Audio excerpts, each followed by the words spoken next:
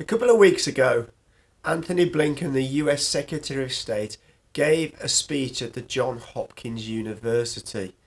And I found that speech to be so incredibly unbelievable that I just thought I'd make this video actually giving my comments and my opinions and thoughts on that speech. Do excuse me, I have a bit of a cold, so my voice is a bit strange. But without further ado, let's crack on and listen to the speech. So let's start with where we are. The international landscape that all of you are studying is profoundly different from the one that I encountered when I started out in government 30 years ago alongside Mr. Steinberg. The end of the Cold War brought with it the promise of an inexorable march toward greater peace and stability, international cooperation, economic interdependence, political liberalization, human rights. And indeed, the post-Cold War era ushered in remarkable progress. More than 8 billion people lifted from poverty. Historic lows in conflicts between states. Deadly diseases diminished, even eradicated. Now, not everyone benefited equally from the extraordinary gains of this period. And there were serious challenges to the order. The wars in the former Yugoslavia, the genocide in Rwanda, 9/11 in the Iraq War, the 2008 global financial crisis, Syria, the COVID pandemic, to name a few. But what we are experiencing now is more than a test of the post-Cold War order. It's the end of it.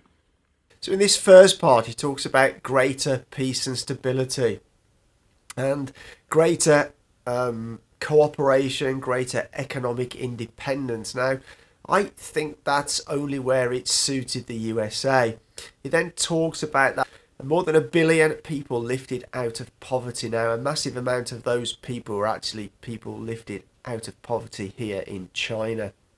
And actually, I feel that the US has actually kept most of Africa and the developing world into poverty so that they don't become rivals to them. And he then talks about not everyone benefited equally. Obviously not, because I think that was the way the US designed it to be. The US have clubbed together with their small group of allies, and they're the ones that have benefited while the rest of the world have been at the behest of the USA. Then he said there were serious challenges to the order. Now, mainly wars and the financial crisis. Now, forgive me if I'm wrong here, but a majority of those wars and even the 2008 financial crisis were actually caused by the USA themselves. Since the end of the Second World War, they've waged wars all around the world. They've overthrown governments. They've destabilized countries. And, it's just unbelievable that they don't really see that it's their doing. And he then goes on to admit that the unipolar world where the USA make all the rules is coming to an end. Decades of relative geopolitical stability have given way to an intensifying competition with authoritarian powers, revisionist powers. Russia's war of aggression in Ukraine is the most immediate, the most acute threat to the international order enshrined in the UN Charter and its core principles of sovereignty, territorial integrity and independence for nations, and universal indivisible human rights for individuals. He then talks of decades of geopolitical stability. Now, I think what he means there is that while the USA can decide all the rules and invade countries that disagree with them or don't follow their mantra, then that's geopolitical stability. Russia's invasion of Ukraine, and again, this in my mind was totally engineered by the USA. They overthrew the government of Ukraine in 2014. They then put billions of dollars into Ukraine to build up its far right-wing army. And then as head of NATO, they push more and more eastwards after numerous promises not to. This just left the Russians with virtually no option at all.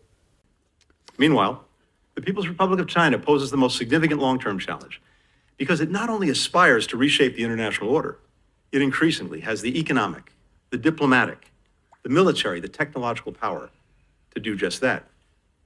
And Beijing and Moscow are working together to make the world safe for autocracy through their no-limits partnership.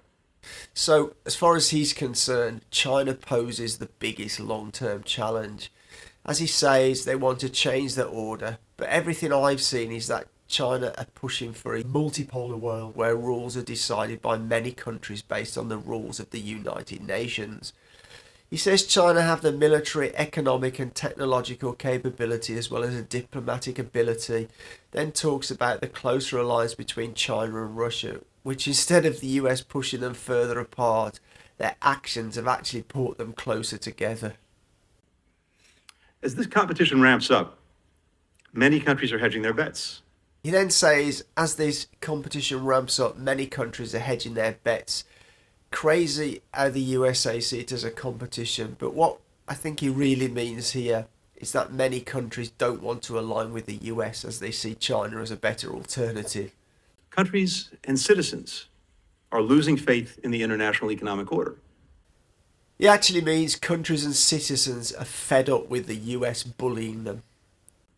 A handful of governments that use rule-shattering subsidies, stolen IP, and other market-distorting practices to gain an unfair advantage in key sectors. And then he talks about all the things that the US have engaged in and continue to engage in. The blowing up of the Nord Stream pipeline and the Inflation Reduction Act are just two recent examples. Technology and globalization that hollowed out and displaced entire industries, and policies that failed to do enough to help out the workers and communities that were left behind. And inequality that has skyrocketed. Between 1980 and 2020, the richest 0.1% accumulated the same wealth as the poorest 50%. What it really means is that US businesses move their production to China in order to take advantage of lower cost workforce and make more profits for their shareholders. This will also help them keep inflation low for the last couple of decades. So, we find ourselves at what President Biden calls an inflection point. One era is ending, a new one is beginning. And the decisions that we make now will shape the future for decades to come. Yes, an inflection point where the US are no longer going to be able to dictate how the world operates, and that decisions will need to involve other countries. The United States is leading in this pivotal period from a position of strength. Strength grounded in both our humility and our confidence. Humility because we face challenges that no one country can address alone. Because we know we will have to earn the trust of a number of countries and citizens for whom the old order failed to deliver on many of its promises. Because we recognize that leadership starts with listening and understanding shared problems from the perspective of others so that we can find common ground. Humility, listening to others to find common ground. The US for decades could have listened to others, but they never did. And they still don't. Just look at how they have dictated to Africa, and even now they are not at all interested in considering Russian concerns over NATO. And because we face profound challenges at home, which we must overcome if we're going to lead abroad. For sure, growing poverty, record levels of drug abuse, huge prison populations, gun crime and a huge homeless problem. It's good that Blinken realises they need to fix their own issues before lecturing others. Must give him credit for that one. A world where individuals are free in their daily lives and can shape their own futures, their communities, their countries. A world where every nation can choose its own path and its own partners. A world where goods, ideas, and individuals can flow freely and lawfully across land, sea, sky, and cyberspace, where technology is used to empower people, not to divide, surveil, and repress them. A world where the global economy is defined by fair competition, openness, transparency, and where prosperity is not measured only in how much countries' economies grow, but how many people share in that growth. A world that generates a race to the top in labor and environmental standards, in health, education, infrastructure, technology, security, and opportunity. A world where international law and the core principles of the UN Charter are upheld, and where universal human rights are respected. Huh. A world where nations can choose their own path and their own partners. Is he joking? The US have been behind 70 plus government coups and overthrows since the end of the Second World War. Many of those were governments that wanted to choose their own path, but unfortunately didn't align with what the US wanted. A world where goods and ideas, individuals can flow freely. Yeah, only if the US decides so. Not to surveil people. Man, the US are the biggest surveillance state in the world. That was uncovered by Snowden many years ago. A world that generates a race to the top, only as long as it's the USA that is at the top. We'll advance this vision, guided by a sense of enlightened self-interest that has long animated US leadership at its best. We helped build the international order after World War II and invested in the progress of other nations and people because we recognized that it would serve humanity's interest, but also our own. We understood that even as the most powerful nation on earth, forging shared global rules, accepting certain constraints, and supporting the success of others would ultimately make the American people more prosperous, more peaceful, more secure. It still does. Indeed, America's enlightened self-interest in preserving and strengthening this order has never been greater. Yes, is correct. They've only worked with others when it benefited them. And as for the international order, well, that just means the US rules that everyone else has to stick to. But the US can break them whenever it suits them. And the US are desperate to hold on to it. Now, our competitors have a fundamentally different vision. They see a world defined by a single imperative: regime preservation and enrichment. A world where authoritarians are free to control, coerce, and crush their people, their neighbors, and anyone else standing in the way of this all-consuming goal. He gets this part completely wrong. The US competitors, as he likes to call them, just want a system where others have a seat at the table in shaping the rules, not just the US alone. We're upgrading infrastructure, boosting research, bolstering the key industries and technologies of the 21st century, recharging our manufacturing base, leading the global energy transition. He says the US are leading the global energy transition. I'm not so sure where he's getting this information from. China is far ahead of the rest of the world with regards to clean energy transition. The US don't even come close. We're transforming the G7 into the steering committee for the world's most advanced democracies, combining our political and economic muscle to not only address the issues affecting our people, but also to offer countries outside the G7 better ways to deliver for their people. As the BRICS alliance grows, the G7 is actually becoming less and less relevant and will continue to do so. In fact, recently, G7 share of the global economy has shrank, while the BRICS share of the global economy has increased. We've raised the level of ambition in our relationship with the European Union. Together, we account for 40% of the global economy. We're using that power to shape our technological and economic future to reflect our shared democratic values. What he actually means is by cutting the EU off from low-cost Russian energy and destroying the EU-China trade agreement, the EU are now even more of a vassal of the US than ever before. We agreed to new basing and posture arrangements with allies Australia and the Philippines. The US-India strategic partnership has never been more dynamic as we team up on everything from advanced semiconductors to defense cooperation. And just a few days ago, in Hanoi, President Biden cemented a new comprehensive strategic partnership with Vietnam. Yeah, recruiting other countries with bribes and other enticements to act as proxies to provoke a war with China. Quite amazing that they think they will turn India and Vietnam against China. We've galvanized regional integration. In the Middle East, we've deepened both recent and decades-old relations between Israel and Arab states, and we're working to foster new ones, including with Saudi Arabia. Seems that the Middle East are moving away from the influence of the US and more towards deepening trade and cooperation with China, so not quite sure how he sees the US are deepening relationships. Because of the remarkable bravery and resilience of the Ukrainian people and our support, Putin's war continues to be a strategic failure for Russia. Our goal is to ensure Ukraine not only survives, but thrives as a vibrant, prosperous democracy, so that Ukrainians can write their own future and stand on their own. Due to US actions, they have sent over 400,000 Ukrainians to the slaughter. A number of US politicians have even admitted that it's a proxy war against Russia. When Russia cut off oil and gas supplies to Europe in the winter to try to freeze countries out of supporting Ukraine, Japan and Korea joined America's leading liquefied natural gas producers to ensure European countries had the energy needed to keep their homes warm throughout the winter. Japan, Korea, Australia, and New Zealand are now regular and active participants in NATO meetings. Meanwhile, European countries, Canada, and others have joined our allies and partners in Asia in sharpening their tools to push back against the PRC's economic coercion.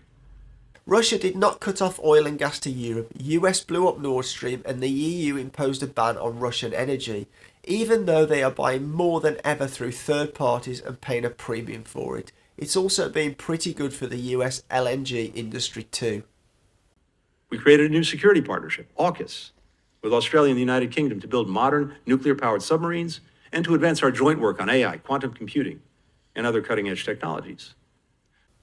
They managed to get Australia to spend tens of billions of dollars on submarines to counter a threat that doesn't exist, hence filling the pockets of the US military-industrial complex. A win-win for the US. We're building new coalitions to tackle the toughest shared challenges of our time, like closing the global infrastructure gap. Now, pretty much everywhere I go, I hear from countries about projects that are environmentally destructive and poorly built, that import or abuse workers, that foster corruption and burden them with unsustainable debt. Of course, countries would prefer transparent, high-quality, environmentally sound investments. They don't just always have a choice. We're working with our G7 partners to give them a choice. Here, he's having a pop at China's Belt and Road, which has built large amounts of infrastructure for African and other developing countries, even countries like Iraq and Afghanistan that have been destroyed by US wars. The US can't even manage to build new infrastructure at home, so how are they going to build it abroad? The initiatives they announce are all hot air that amount to nothing. And just to think, 10 or so years ago, China invited the US to take part in the Belt and Road project. Yet, according to John Kerry, the proposal was not even considered. And just this past week, at the G20, President Biden and Indian Prime Minister Modi announced another ambitious transportation, energy, and technology corridor that will connect the ports of Asia, the Middle East, and Europe. Saudi Arabia, the United Arab Emirates, France, Germany, Italy, the EU will team up with the US and India to turbocharge clean energy production, digital connectivity, and strengthen critical supply chains across the region. These and other efforts to build infrastructure in developing countries are ultimately investments in our own future. I'll believe this when I see it. We must put our hand on the rudder of history and chart a path forward, guided by the things that are certain, even in uncertain times. Our principles, our partners, our vision for where we want to go. So that when the fog lifts, the world that emerges tilts toward freedom, toward peace, toward an international community capable of rising to the challenges of this time. No one understands this better than President Biden. And America is in a significantly stronger position in the world than it was 2.5 years ago because of the actions that he's taken. The US in a stronger position? Really? I'm convinced that decades from now, when the history of this period is written, maybe by some of you, it will show that the way we acted, decisively, strategically, with humility and confidence, to reimagine the power and purpose of US diplomacy, we secured America's future, we delivered for our people, we laid the foundation for a more free, a more open, a more prosperous era for the American people and for people around the world. I very much doubt that. I'm really not sure how Anthony Blinken stood there and delivered that speech with a straight face. His nose should be as long as Pinocchio's. What amazes me is he thinks the US are the good guys, even though since the end of the Second World War they have caused endless trouble around the world, overthrown numerous governments, invaded many countries, killed millions and displaced even more, and all in the name of freedom and democracy. Well, I think if this is the US's idea of freedom and democracy, then it's way past time for something new. These are my own views. I'd really like to hear yours. The world is changing very quickly and I hope for the better. I would really appreciate knowing your views, so consider leaving a comment. I invite constructive comments and good, polite conversation. Comments that are not constructive or insulting will be deleted. If you like this video, please consider hitting the like button, and if you like my content, consider becoming a member of the channel in order to support me so that I can keep making this content. However, as always, for now, take care.